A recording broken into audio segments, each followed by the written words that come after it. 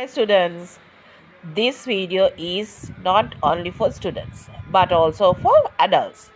මේ වීඩියෝ එක students ලට විතරක් නෙමෙයි. I mean the school students. School students ලට විතරක් නෙමෙයි adults ලටත් එක්කම තමයි අද ගේන්නේ. All versus whole. මොකද්ද මේ වචන දෙකේ තේරුම?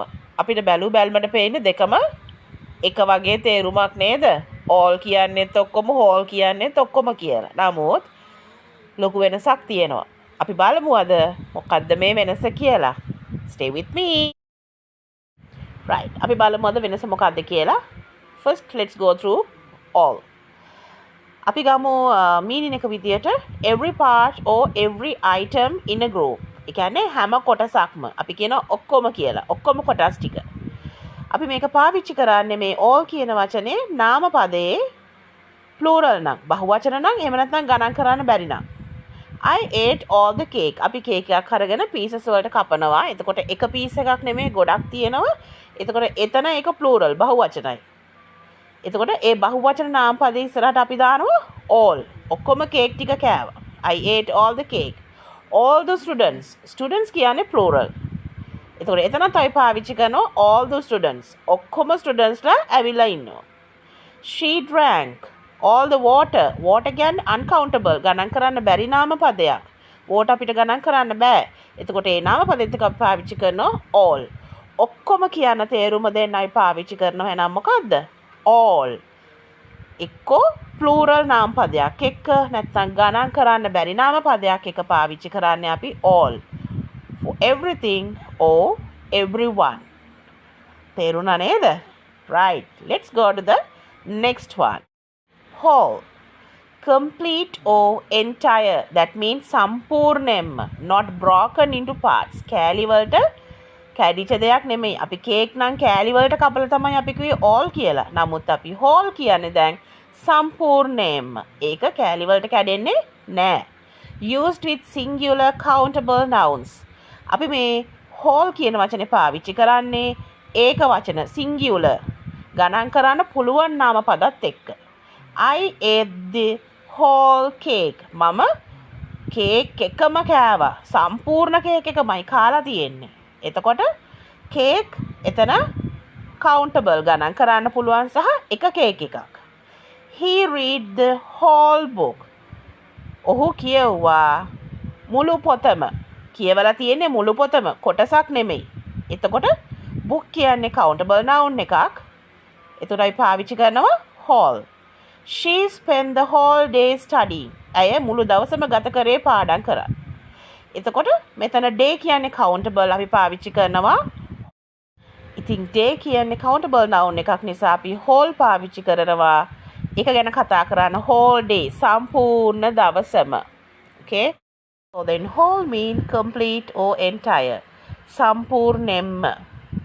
තේරුණා නේද? තව ටිකක් අපි තේරුම් කරමු. Okay.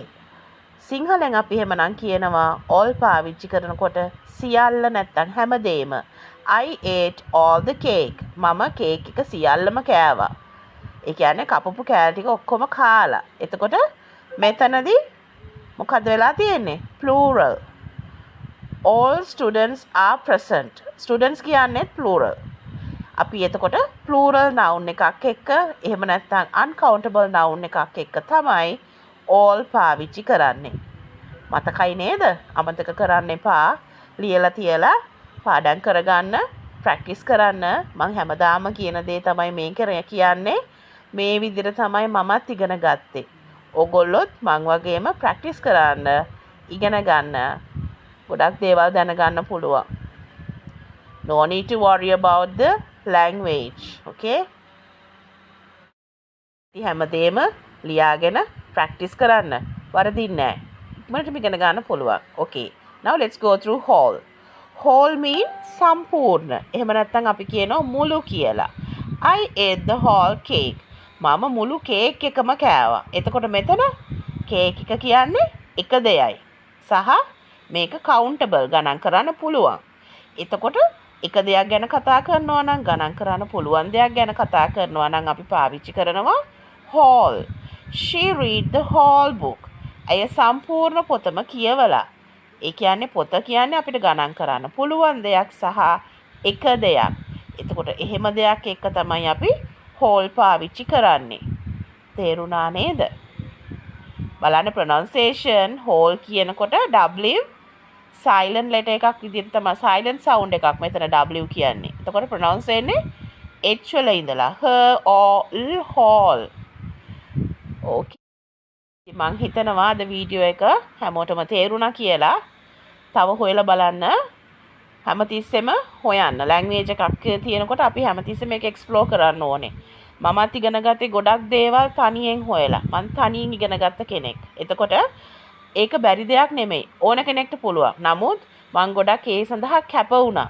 කැප වෙලා ඒකට මහන්සි වෙලා ගොඩක් දේවල් කරලා මං ඉගෙන ගත්තා. ඉතින් අපි හැමෝටම මොක් කරන්න පුළුවන්. අපේ අතේ හැමෝටම ෆෝන් එකක් තියෙනවා. ෆෝන් එකකින් වැඩ ගන්න ඕනේ මෙන්න මේ විදිහට. ඕගොල්ලෝ හොයන්න. හොයලා දන්න දේවල් ලියලා පාඩම් කරන්න. ඔයාලගේ ඉංග්‍රීසි ටික වැඩි දියුණු කරගන්න. අද ඉඳන් උනන්දු වෙන්න. අතේ තියෙන ෆෝන් එකෙන් වැඩිපුර හොයන්න මොනවද මේ වචන කොහොමද මේවා යෙදෙන්නේ කොයි විදිහටද මේවා පාවිච්චි වෙන්නේ කියලා.